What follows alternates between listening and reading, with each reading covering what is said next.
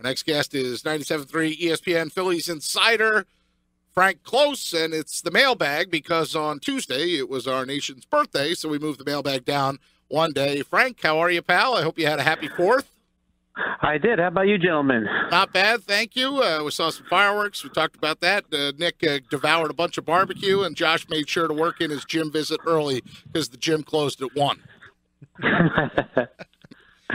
So we all had our priorities, just like you have your priorities with the mailbag each week. And by the way the mailbag works is you can send your questions to Frank on Twitter. He's at Frank Klose with a K. He gets the questions in, and then each Tuesday, usually at 2:30, we visit with Frank, open up the mailbag, and go through some of the things. But before we get into the mailbag questions, 14 strikeouts, Frank. Another example of the Phillies making the other guy look like Cy Young, or was he actually pretty good last night? Yeah, I think it was more disappointing that they didn't really capitalize on any of those runners in scoring position that they had. That's what really is the concern. It seemed to me whenever they come up to bat with a runner in scoring position, they just I don't know if it's the pressure or what, but somebody needs to really help them get a better approach in those situations. Now I know Pete McCannon wants to swing early, when the pitchers are going after them with their best stuff at the beginning of the count, but really that's just not acceptable. The Phillies at the big league level struggling to hit the baseball, but there's one Philly in the organization that seems to be hitting the cover off the ball, and he's a topic in your first question of this week's mailbag. Ed wants to know, how many more plate appearances will Adam Haseley have in the majors before Mickey Moniak gets his first?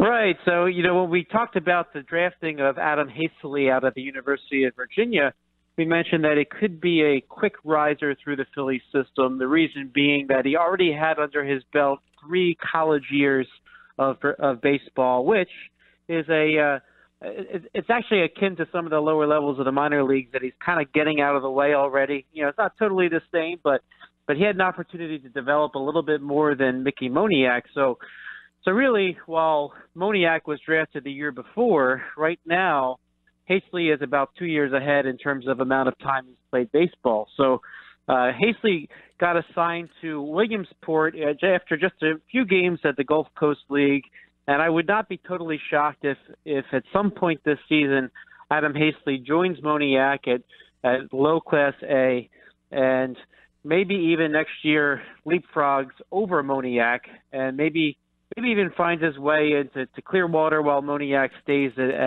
at Lakewood. The reason being is they really don't want them both on the same roster because they're both center fielders. They both want them to get their playing time. But I think this is a situation where we're going to see Haseley sort of jump over Moniak. I don't think Moniak's going to be that far behind, though. Moniak is doing a great job at Lakewood right now. He's batting .270, which is, when you consider this kid started this season at age 18, that's pretty impressive that he's doing that up in Lakewood already. So I think he's going to be a quicker mover in terms of somebody his age. But I think Casey's going to jump over him, and I'd say 1 year in the bigs, 400 or 500 plate appearances. Maybe if Moniak comes up in September. So not that far ahead, but I do think that Haseley is going to leapfrog Moniak really soon. Frank, when you talk about Mickey Moniak, I mean, do the Phillies really believe that he is the top prospect in the organization? And who do they really think has the longer-term potential to really help this team grow? As they are really young and they have struggled this season, but who really has the brighter future? Is it Haseley or is it Moniak? Of the two, Moniak is the one they use the number 1 overall pick to get, so they have to think very, very highly of him. That said, I think they drafted him knowing that he's still got a lot to learn along the way before he gets to the major league. So I don't know if they would necessarily say, well, one's better than the other. I think that what they're trying to do is develop both of them the best they can, and when they get up into the upper levels of the system, that will really be an indication who might be more prepared than the other.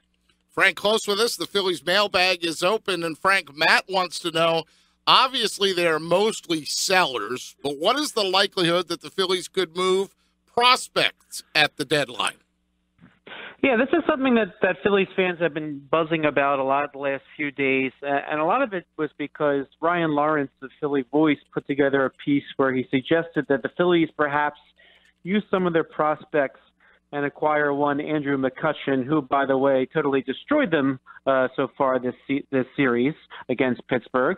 But the idea behind that is, if you think about what the Phillies needed coming into this season, and I spoke about it in the offseason, that they needed a professional left-handed bat with some power that could help kind of stabilize the lineup.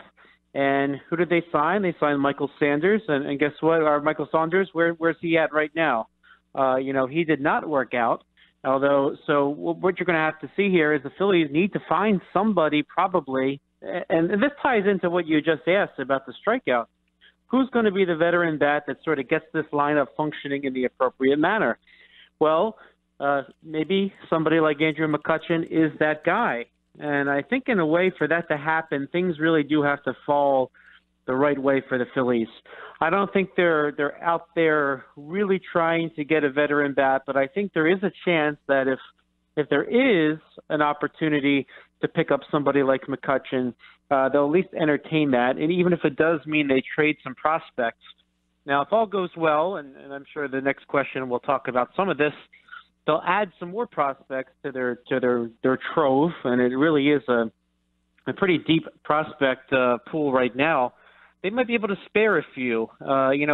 Even though fans might be attracted to a guy. Now, Ryan Lawrence actually kind of spelled out what he thought that it would take to get him McCutchen, and he thought it was a young major leaguer right now, maybe one top prospect at AAA, and then maybe a couple others in the system. And it will be a big gamble if you're going to trade, say, Odubel Herrera and Dylan Cousins, and then two more beyond that are lower in the system.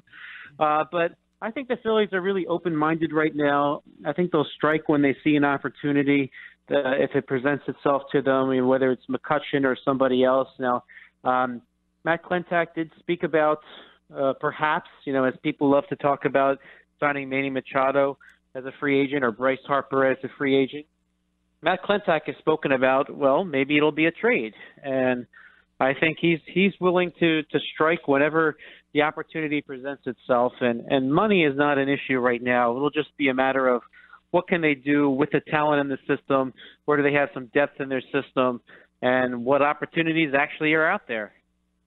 Frank, isn't part of the Phillies making a trade or not making a trade also dependent on the contract of the player they're getting back? Because you don't want to give up a bunch of prospects and then acquire a guy who only has 1 or 2 years left on his contract. You want to bring in, if you're going to bring in a veteran bat, whether it's a McCutchen or somebody else, in this area, there's tons of people who would love to see Mike Trout in a Phillies uniform. But acquiring any of these guys isn't part of it. Also, the Phillies don't want to give up, as in the Sixers term, the assets if they're getting a short-term fix.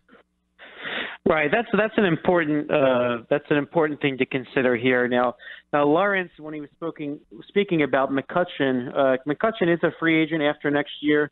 The Phillies could try to sign somebody like that long term. I mean, they certainly have the money.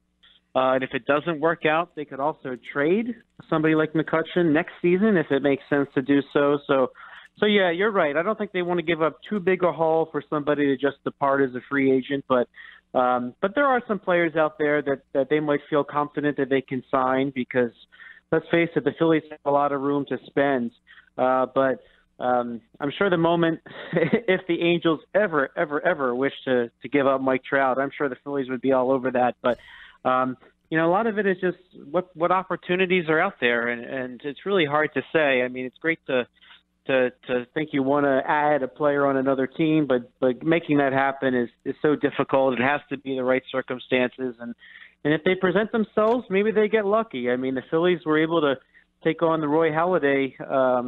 Roy Halladay only had 1 year left when that trade happened, and they got him to sign an extension. So I think they're keeping every option open, and maybe it'll work out that way for them. And Frank Klose is with us. Phillies mailbag is open. Christopher, the last question. Christopher wants to know, what's the trade value for Pat Neshek, Freddy Galvis, Joaquin, Benoit, and Tommy Joseph, Frank Klose? Yeah, so he's kind of asking a pretty wide question. So what I did was I sort of put the Phillies' potential trade candidates into two baskets. I'd say the first basket is the type of player that's going to be a free agent at season's end. That's the likes of Pat Neshek, Joaquin Benoit, since he brought him up, although I don't know if anybody wants them, Jeremy Hellickson, Howie Kendrick. So those types of players are short-term rentals. And I think when you trade a veteran for those short-term rentals, what you're going to get back is generally a guy who's probably still lower in the minor league systems of the teams, like a Class A type player, where the book isn't totally written on that player yet. So where they feel like that the player could still develop into something, or perhaps there's still the thought that the player might not fully reach his potential. It's one of those things where, and the Phillies did a great job. If you look at the starting rotation right now, they have Ben Lively and Nick Pivetta. And all those two players cost the Phillies were dumping Marlon Byrd and dumping Jonathan Papelbon, right? So when they acquired those types of players, they were Class A pitchers, and there was still a lot of development to do. And let's face it, the Phillies did a very good job with their development. So you might take, in those types of trades, players that you can develop into something, or let's face it, sometimes they don't work out. But it's still a very good gamble because, if you're a team like the Phillies, you're going to try to grab as many of players like that as you can. Some of them will work out, some of them will not. So the goal is to really work in your system. Now, if they're going to trade a longer-term asset like a Tommy Joseph, like you just mentioned, teams don't want to give up a lot of prospects for somebody who's going to be a free agent, right? So somebody like Tommy Joseph will be on the acquiring team 4 years after this one. Cesar Hernandez, Freddy Galvis, for example, they do have a little bit of control left. And if they happen to trade somebody like Maikel Franco, they're going to need to get a little bit more back in return. I think they'll want somebody in a trade like that's AA at least, or AAA, where you can sort of get a better sense of what that player is going to be when they're done developing.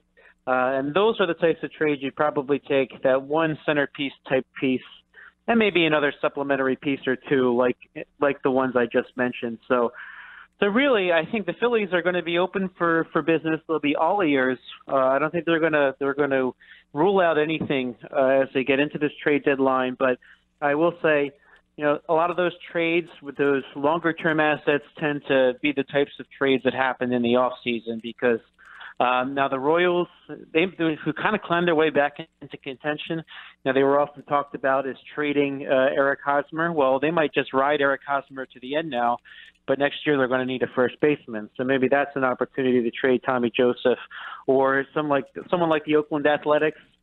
They do some rebuilding on the fly too. So if they trade Yonder Alonso, maybe there's an immediate match for the Phillies and Tommy Joseph, or maybe that's a conversation that happens in the off season. So a lot depends on time and circumstance, and sometimes you get lucky, and sometimes there's just not a trade to be had. But I think the Phillies are going to be open-minded and do whatever they can to make this team better long term.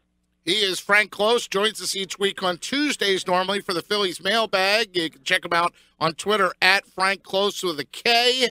And Frank's work is also on our website at 973ESPN.com. He's our Phillies Insider. Thanks, Frank. Really appreciate it. Have a wonderful day, gentlemen.